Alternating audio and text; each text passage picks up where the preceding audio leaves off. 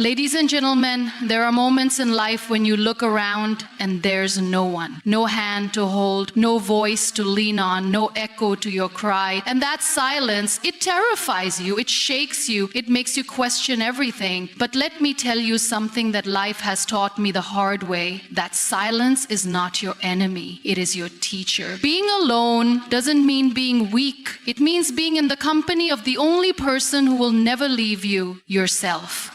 Solitude reveals your true strength. It's in those moments when the world goes quiet, when the calls stop coming, when the noise fades and the crowd disappears. That's where you meet yourself. And the first time you do, it's uncomfortable. It feels unnatural, even cruel, because for so long, we've been conditioned to measure our worth by how many people surround us, how many likes we get, how many conversations we're a part of. So when the chatter stops, it almost feels like a punishment, but it's not. It's a doorway.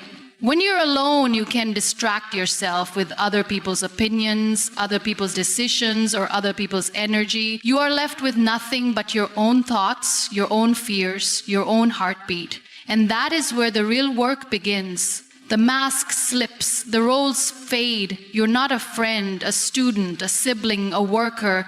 You're just you. And it's raw, it's real, and it's powerful. Most people never make it past that stage. The silence becomes too loud, the reflection too sharp, so they run back to noise, to people, to chaos, anything to avoid that deep, honest confrontation with themselves. But the ones who stay, who sit in that solitude and say, okay, show me who I really am, those people come out different, stronger, sharper, clearer. Because strength doesn't come from lifting weights or giving speeches or winning arguments. It comes from being able to sit with your pain, your confusion, your questions, and not flinch. Solitude forces you to become your own guide. You learn to self-soothe, to self-motivate, to self-correct. You stop waiting for validation. You stop seeking applause. You begin to move from a place of conviction rather than comparison. There's a solidness that grows inside you when you no longer need anyone to tell you you're doing okay. You just know because you've seen yourself at your lowest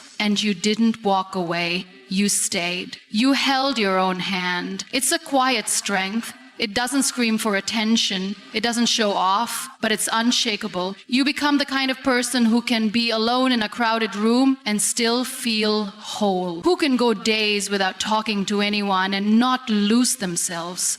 Who doesn't crumble when someone leaves because they never depended on them to begin with? That kind of strength doesn't come from comfort. It comes from isolation, from the grind of facing your own demons and refusing to let them win. And solitude isn't just about sitting in silence. It's about the internal shift that happens when you stop outsourcing your strength. It's about learning to trust yourself, to back yourself, to be okay with not having all the answers, but knowing you'll figure it out.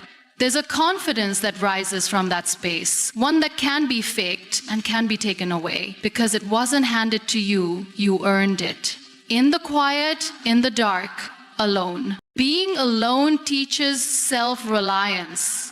When you're no longer surrounded by people telling you what to do, how to feel, or where to go, something unexpected happens. You start figuring it out on your own. At first, it feels like being dropped into the middle of nowhere with no map, no compass, and no one to ask for directions. But then you realize the directions were never supposed to come from outside. They were always inside you, buried under layers of noise, expectation, and constant dependence on others. Self-reliance doesn't mean becoming cold or cutting people off. It means being able to stand tall, even when no one is there to support you. It's learning how to make decisions without needing approval, how to motivate yourself without waiting for someone to cheer you on, how to survive a storm without calling for help every 5 minutes. And the only way you learn that is by being alone long enough to stop relying on external crutches. There's a part of you that wakes up when you realize nobody's coming to save you. It's not a bitter realization, it's a liberating one. You stop waiting, you stop hoping for someone to fix things for you. You stop outsourcing your power, and instead you roll up your sleeves and start building. Whether it's your mindset, your career, your healing, or your future, you stop depending on others to carry the weight. You lift it yourself. Even if your hands shake, even if your knees wobble, you lift anyway. Being alone forces you to become resourceful. Suddenly, you can't just vent to a friend every time something goes wrong. You have to process it on your own. You have to sit with your emotions and make sense of them without someone spoon-feeding you comfort. And that's not easy. But it builds a different kind of mental muscle. You start solving problems with your own logic, not by recycling someone else's advice. You make mistakes, sure, but they're your mistakes. And you learn from them in a way that no external opinion ever could taught you. You also start understanding your limits and your strengths on a whole new level. You notice patterns in your behavior. You see how you react under pressure, how you recover after failure, and how you adapt when things don't go as planned.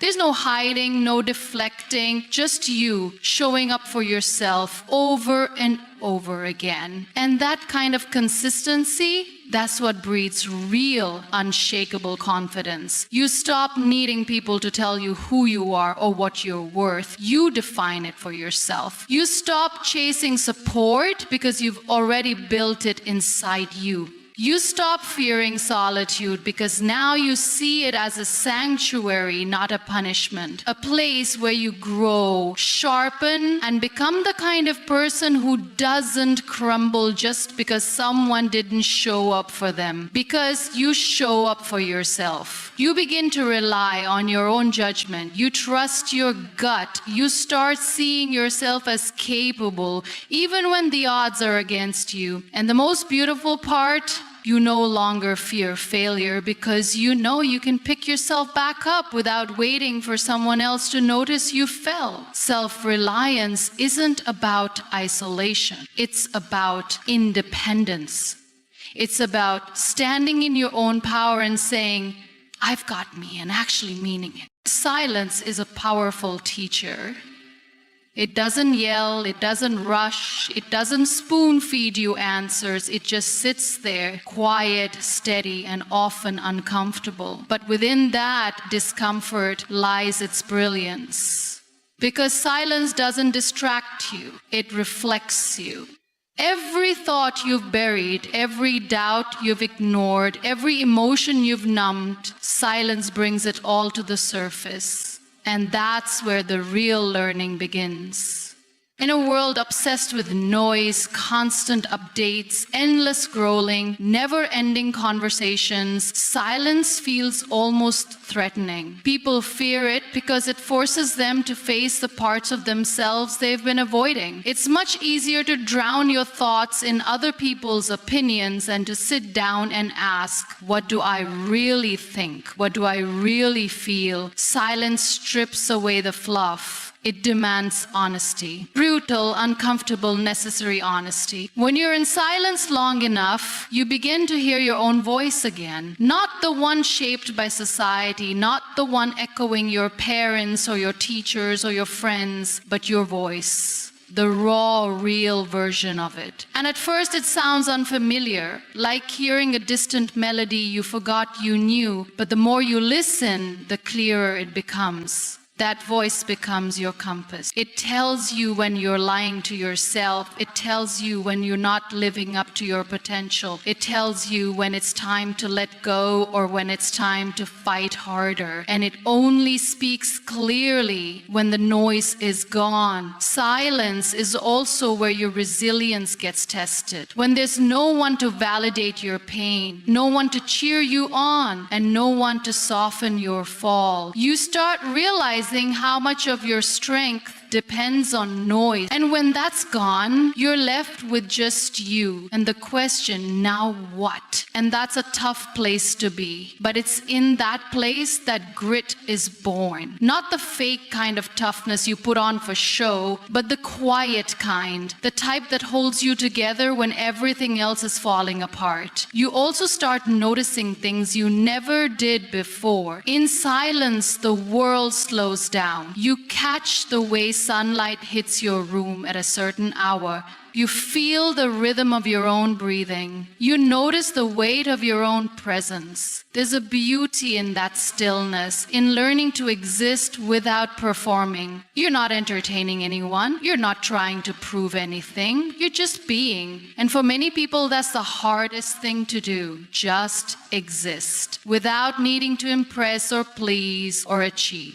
Silence humbles you. It shows you that you don't know as much as you thought. It reveals how dependent you've become on other people's noise to fill the gaps in your confidence. It makes you question things, your purpose, your choices, your habits. It gives you space to tear down old beliefs and build better ones. It doesn't judge. It just waits patiently until you're ready to listen. And eventually, silence doesn't feel like the enemy anymore. It starts to feel like home, a place where you can recharge, a place where your soul can breathe, a place where growth happens quietly but deeply. Because sometimes the biggest changes in life don't come from dramatic events or loud realizations. Sometimes they come from sitting in a room with no sound, no distraction, and finally hearing yourself think. Pain in isolation builds resilience. There's a certain kind of strength that doesn't grow in front of an audience. It doesn't bloom in comfort or applause. It takes root in the quiet agony of being alone with your pain, in the raw moments when no one is watching and no one is coming to rescue you. That's where resilience is born, not in the ease of healing, but in the brutal honesty of enduring. When pain hits and you're surrounded by people, there's a cushion. Someone's there to offer a distraction, a hug, a you'll be okay. But when that cushion is gone, when you're left with just the ache and the echo of your own thoughts, something shifts. You realize that the only person who can really carry you through it is you. And that realization, it's terrifying at first, but it's the beginning of a transformation that can't happen any other way. Sitting with pain in isolation forces you to confront your limits, your fears, your broken pieces. There's no hiding, no pretending, no performing. You either face it or let it consume you. And the truth is, most people try to run. They numb it with noise, drown it in distractions, bury it under busy schedules. But for those who choose to stay, to breathe through the ache instead of running from it, resilience starts to form. Quietly, slowly, like scar tissue, tougher than the skin that was there before. Pain teaches you things comfort never could. It shows you what really matters. It strips away the superficial. It exposes the parts of you that are still fragile and forces you to strengthen them, not by avoiding hurt, but by enduring it. It teaches you how to bend without breaking, how to keep moving forward even when every step feels like it's being taken on shattered glass. And when you do that alone, with no one holding your hand, it carves something unshakable into your soul. You learn how to rebuild piece by piece with no blueprint but your own instincts. You learn that the world doesn't stop when you're in pain.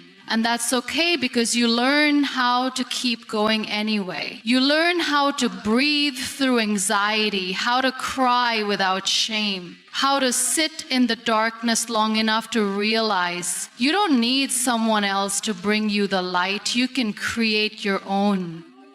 That's not just growth. That's survival evolving into power. Resilience born from isolated pain doesn't look like strength from the outside. It looks like quiet mornings where you get out of bed even though your heart is heavy. It looks like doing the dishes, going to work, taking care of yourself when every part of you wants to give up. It looks like forgiving yourself for the things you didn't know, for the mistakes you made while you were learning how to survive. No one claps for it, no one sees it, but it's real and it's life-changing. And the beautiful, ironic part of pain and isolation is that it ultimately connects you deeper with yourself. It teaches you how to be your own anchor, your own therapist, your own friend. You don't become emotionless, you become emotionally equipped. You still feel everything, maybe even more deeply than before, but now you know how to carry it without falling apart. You know how to hold space for your emotions without letting them consume you. You know how to feel pain without becoming it. Growth happens when no one is watching. It doesn't always look like a grand revelation or a dramatic transformation. Most of the time, it's small, subtle, and painfully slow. It happens in messy bedrooms, during sleepless nights, in silent prayers, and whispered doubts. It's the kind of growth that doesn't beg for attention or recognition. It just unfolds, quietly and stubbornly, like a flower blooming in a crack of concrete, unseen but unstoppable. We live in a world obsessed with results, obsessed with before and after pictures, with applause, with evidence. If it's not posted, it didn't happen. If it's not visible, it doesn't count. But real growth doesn't care about being seen. It cares about being felt. It shows up when you choose to keep going, even when there's no one cheering you on. It builds when you make difficult choices, not because someone told you to, but because your soul knew it was time to level up. There's a sacredness in the moments where no one is watching you win your private battles. Getting out of bed when you're drowning in exhaustion. Saying no when everything in you wants to say yes, just to avoid confrontation. Choosing to heal instead of staying bitter. Admitting when you're wrong. Apologizing when your ego is screaming not to. That's growth. And no one claps for it, but it matters more than the visible milestones people love to celebrate. Growth is quiet because it's internal. It happens in thoughts, in intentions, in the split-second decisions where you finally choose peace over chaos, wisdom over impulse, maturity over validation. And most of those victories, they're invisible. No one sees you pause before snapping in anger. No one hears the ugly self-talk you finally stopped believing. No one notices that you forgave someone who'll never apologize, but you notice, and that's what makes it real. The problem is, we're taught to measure our progress by how others react. We crave feedback, approval, applause, but real evolution is deeply personal. It doesn't always come with certificates or medals. Sometimes it just looks like feeling slightly better than you did yesterday. Sometimes it's crying in the shower. Not because you're weak, but because you're finally letting go. Sometimes it's walking away from what's familiar because you've outgrown it, even if no one understands. When no one is watching, you also learn who you really are. There's no pressure to perform, no need to pretend. You're free to make mistakes, to experiment, to fall and try again. And without the gaze of others, you begin to build a relationship with yourself. You learn your rhythms, your triggers, your patterns. You start listening more closely to that inner voice, the one that doesn't care about trends or opinions, the one that's been quietly waiting for you to trust it. And here's the thing about silent growth. It lasts because it wasn't built for show. It was built for strength. It wasn't shaped by fear of judgment. It was shaped by experience. It doesn't crumble when no one praises it because it was never dependent on applause. That kind of growth is solid. It roots you. It prepares you. It makes sure that when life throws the next curveball, you're not starting from scratch. You're building from a place of quiet power that no one saw coming. You look back one day and realize your biggest transformations didn't happen in the spotlight, they happened in the shadows, in the quiet, in the everyday choices you made when no one else was around to notice.